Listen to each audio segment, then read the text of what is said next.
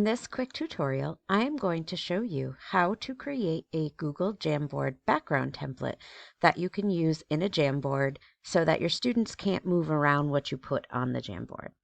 You're going to start by going into this resources hyperdoc that has been provided to you today.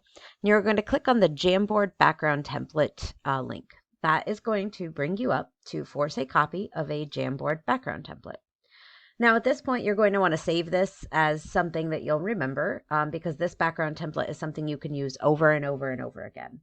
But what you want to do is go ahead and add whatever it is you want in the Jamboard that your students can't move around. So in this case, I'm going to ask my students, what is your favorite color?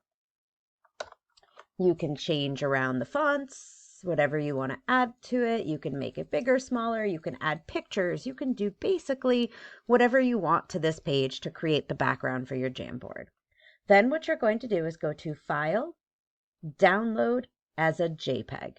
And what's going to happen is it's going to put a JPEG copy of this into your downloads. You might want to move it somewhere so you know where to find it. Usually when I'm doing things like this, I just know to go and search for my downloads. So then I'm going to go ahead and open up another browser and go to my drive. And I'm going to click on New, More, and I'm going to find my Google Jamboard. You would go ahead in here and title your Jamboard, whatever you want to title it.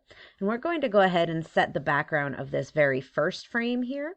So we click Set Background, and you'll see you have a couple different versions. You can do dots, you can do lined paper, you can do graph paper, different graph paper colors, whatever you want to add that they have already here. But I'm going to go ahead and click on Image, and then I'm going to browse for my image. And I know I saved it to my downloads, so it's just going to pop up for me. You may have to do a little searching for yours, depending upon where you saved it to. And now you'll see what is your favorite color appears here. I am clicking, I am moving, I am trying, nothing is happening because this is now the background. I can add sticky notes, I can add images. My students can do whatever they want on this page, but they cannot mess up with what I've asked them to put here. So this is great if you want students to label a diagram, you want them to label a map, you want them to do a Venn diagram, for example, some sort of graphic organizer. You can set it as your background. Now, the other really cool thing about this is each page that you add, remember, if you click, it adds a page, you go back, it brings you back to the one you had. Each page that you add comes up blank. So I can set this background to be different group names, different group numbers, different images.